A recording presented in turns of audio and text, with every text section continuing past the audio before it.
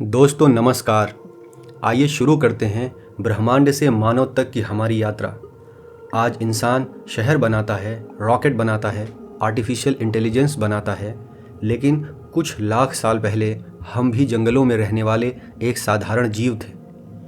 तो फिर आखिर इंसान इतना अलग कैसे बन गया? क्या हम बंदरों से आए हैं या हमारी कहानी इससे कहीं ज़्यादा जटिल है?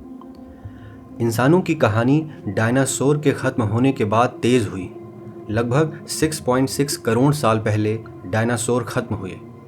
तब छोटे छोटे मैमल्स यानी स्तनधारी जीव तेज़ी से फैलने लगे। इन्हीं मैमल्स में से आगे चलकर विकसित हुए प्राइमेट्स।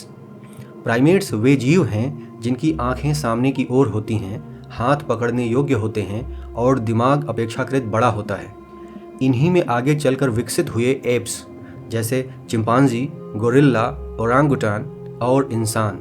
लेकिन इंसान सीधे आज के बंदरों से पैदा नहीं हुए, बल्कि हम और आधुनिक एप्स एक साझा पूर्वज से अलग अलग दिशाओं में विकसित हुए हैं। लेकिन कुछ एप्स इंसानों की दिशा में क्यों विकसित हुए? क्योंकि वातावरण बदल रहा था, जंगल कम होने लगे, कुछ प्राइमेट्स पेड़ों से नीचे आने लगे। धीरे धीरे 2 पैरों पर चलना फायदेमंद बनने लगा, हाथ मुक्त हो गए और यही बदलाव मानव इवोल्यूशन की शुरुआत बना। करीब 40 लाख साल पहले अफ्रीका में रहते थे ऑस्ट्रेलोपिथेकस। ये पूरी तरह इंसान नहीं थे, लेकिन पूरी तरह ऐप भी नहीं थे। वे 2 पैरों पर चल सकते थे, लेकिन उनका दिमाग अभी छोटा था। फिर आए होमो हैबिलिस। इनके नाम का मतलब है हैंडीमैन, क्योंकि ये पत्थरों के औजार बनाने लगे थे। यहीं से मानव दिमाग और हाथों का संबंध और मजबूत होने लगा।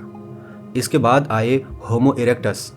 ये अधिक लंबे, अधिक बुद्धिमान और अधिक सामाजिक थे। इन्होंने आग का उपयोग करना सीखा और शायद यही पहली मानव प्रजाति थी जो अफ्रीका से बाहर निकली। बाद में धरती पर कई मानव प्रजातियां मौजूद थीं, जैसे निएंडरथल्स। ये मजबूत शरीर वाले बुद्धिमान इंसान थे जो ठंडे क्षेत्रों में रहते थे। फिर थे डेनिसोवैंस, जिनके बारे में हमें मुख्य रूप से डीएनए से पता चला। और फिर आए होमो सैपियंस, यानी हम। करीब 3 लाख साल पहले अफ्रीका में विकसित हुए होमो सैपियंस धीरे धीरे पूरी दुनिया में फैल गए। लेकिन एक बहुत महत्वपूर्ण बात, ये सभी मानव प्रजातियां एक के बाद एक नहीं आईं। कई मानव प्रजातियां एक ही समय में मौजूद थीं, यानी एक समय धरती पर सिर्फ हम नहीं थे। इतना ही नहीं, होमो सैपियंस और निएंडरथल्स आपस में मिले भी, उन्होंने संतानें भी पैदा की। इसीलिए आज भी कई आधुनिक इंसानों में निएंडरथल डीएनए मौजूद है। तो फिर सवाल है, बाकी मानव प्रजातियां खत्म क्यों हो गईं और सिर्फ होमो सैपियंस ही क्यों बचे? शायद कारण थे बेहतर सहयोग, बेहतर भाषा, अधिक अनुकूलन क्षमता, बड़ी सामाजिक संरचनाएं। हम सिर्फ ताकत से नहीं जीते, हम सहयोग से जीते। मानव इवोल्यूशन की सबसे बड़ी कहानी शायद दिमाग की कहानी है। धीरे धीरे मानव मस्तिष्क बड़ा होता गया। हमने याद रखना सीखा, योजना बनाना सीखा, कल्पना करना सीखा और सबसे महत्वपूर्ण, हमने प्रतीकों में सोचना सीखा।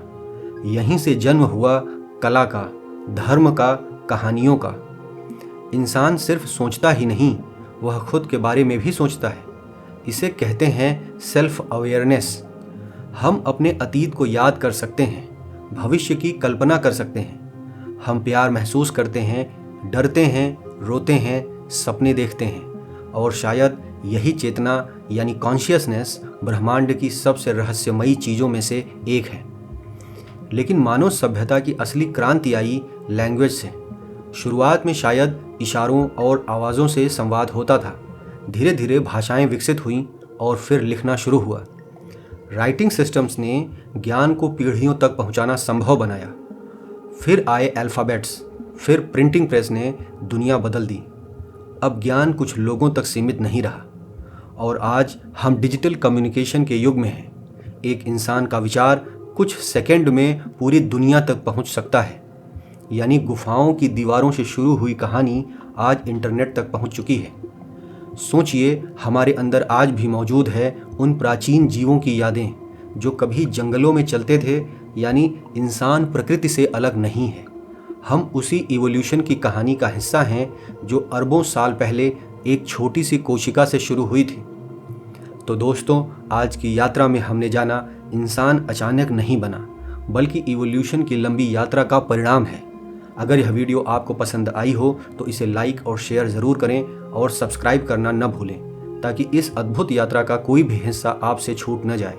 मिलते हैं अगले एपिसोड में।